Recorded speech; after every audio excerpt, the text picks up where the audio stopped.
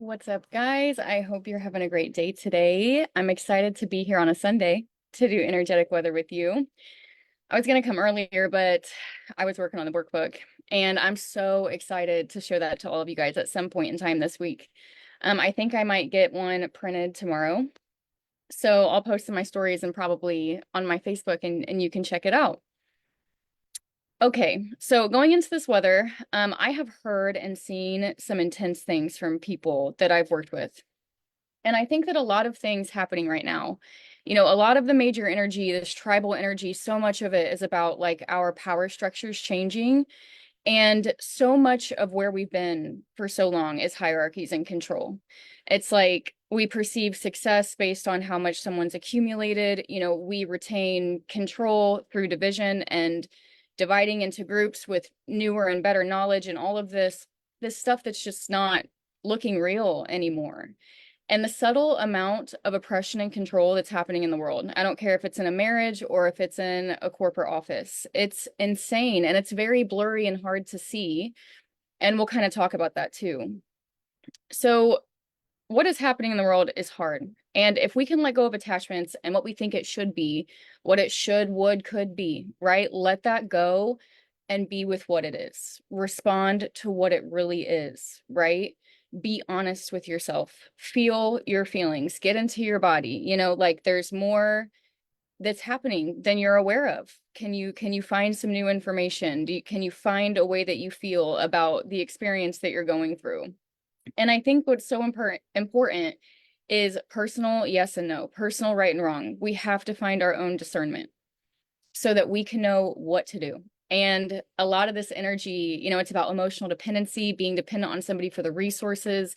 It's so tribal. It's so that blood, family, spiritual bond that we can all experience. And it's the energy that we're moving out of. Like collectively, we have been here for hundreds of years and we are moving out of this energy. So the old ways aren't going to continue to work for us. And we're going to have to respond to life in order to find what will work in the new ways. Okay.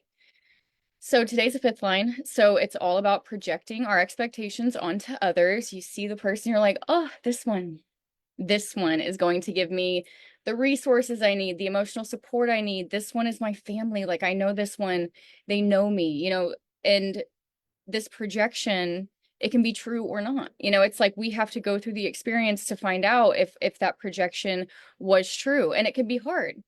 Maybe sometimes the projection is true, but the person can't meet that projection because they aren't who they are. And so this can get so weird and blurry, these projection fields that we live in.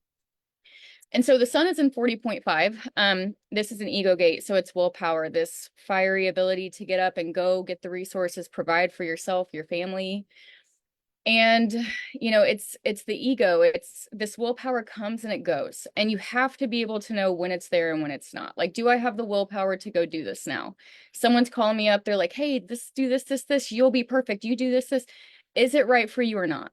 Regardless of what they're saying, right? Regardless of all the ways they're telling you everything you want to hear, like, is this right for you? Is this the right team? Are you guys actually going to do something, get the resources, right? Like, are you just projecting?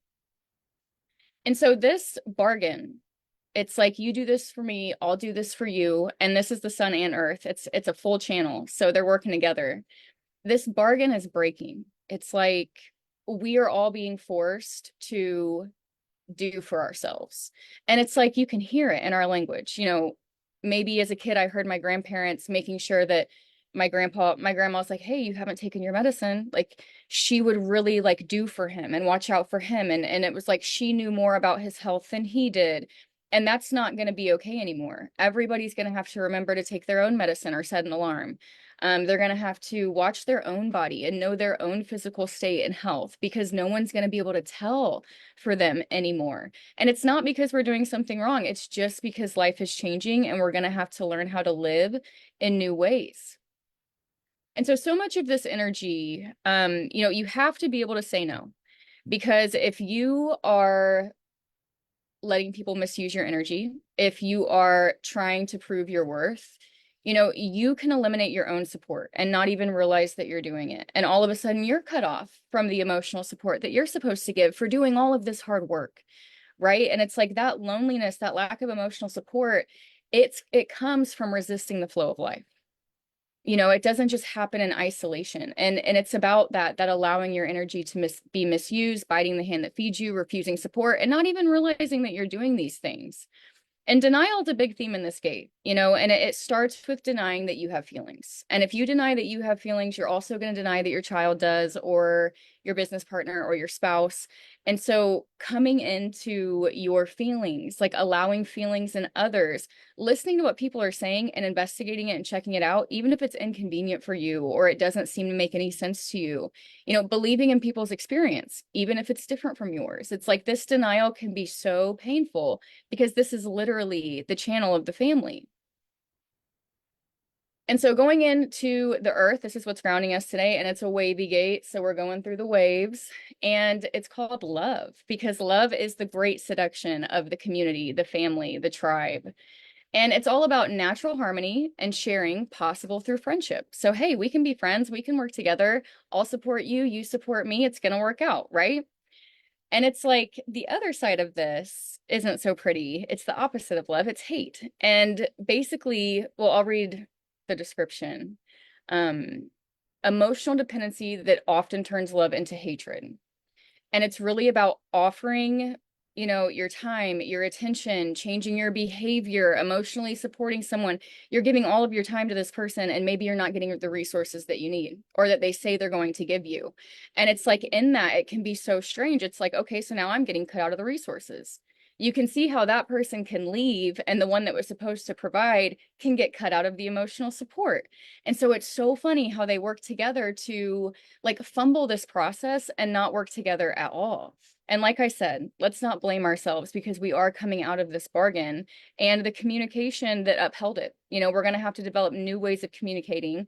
And that realm of life is so messy and blurry right now. Like I watch people communicate past each other every single day in sessions. And all we can do is slow down and listen and know that we don't know what they're saying, right? Like listen to understand and not to just give them a solution or create harmony or invalidate what they're saying. We really have to be there with and for each other right now.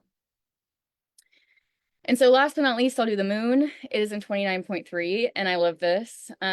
This is all about trial and error and saying yes. And really, I'm just going to kind of talk about the whole gate because we've been there all day today. We'll be there for at least 3 more hours, 4 more hours. And this is a sacral gate, a life vitality gate. It's the energy to get out there and discover and live life. So it's really juicy. It's like go take the experience.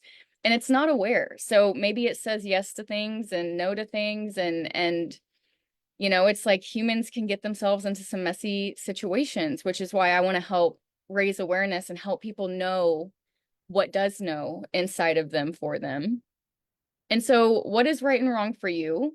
Wake up to the body. That is what experience leads to. It leads to you waking up to the miracle that your body is. And your body knows what no mind knows for you, not even your own. It knows what's right and wrong for you. And you can tap into that as you become embodied. And it's really cool. I have a great story here because as soon as I started following my heart instead of my mind, I was going through this really difficult time where I was having these panic attacks. I would lose my vision and mobility in my limbs. I had a new baby. I had just lost my dad. And I would be laying on the floor, unable to do anything while he's crying. And so the doctors are trying to help me. We're trying to go through different medications and see what I can do. It's affecting our breastfeeding. It was a really hard time. A couple of the medications put me out. And I go back to the doctor. I'm like, I can't do this anymore because this one put me to sleep for like 24 hours. I'm a new mom and I can't do that. And it was like some assistant at the door was like, have you tried baking soda?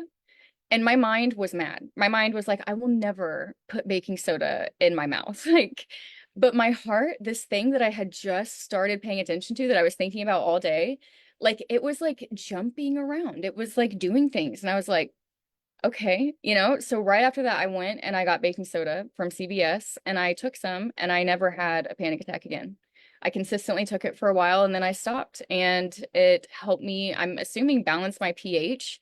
But it was so cool because I got to see, like, within a day of beginning this experiment, that my mind knew things that my mind didn't know and that none of the doctors' minds knew, that it will bring me my solutions if I can be present and not talk myself out of them here, right? So it's like, this is the difference. This is the difference in the miracle of the body versus the mind that can think or believe or shut down or anything, literally anything.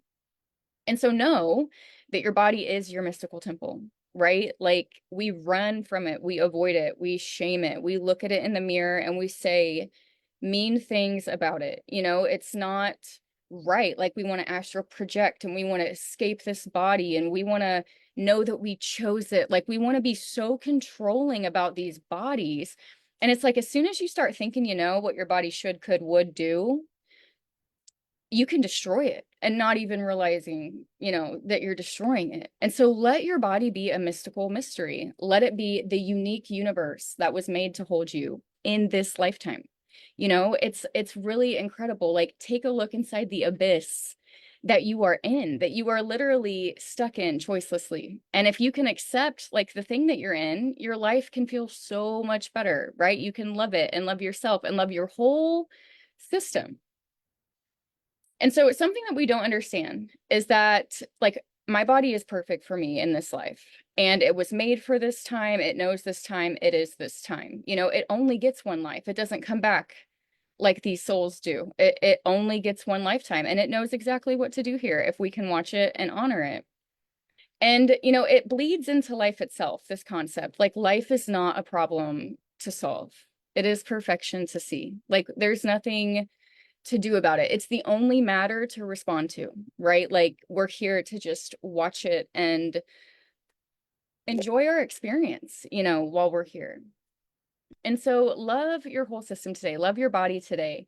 It will tell you everything that you need to know, everything that you can't read in a book by anybody else, including yourself, just by watching it over time. And so I hope you guys have a great day today. I'm excited.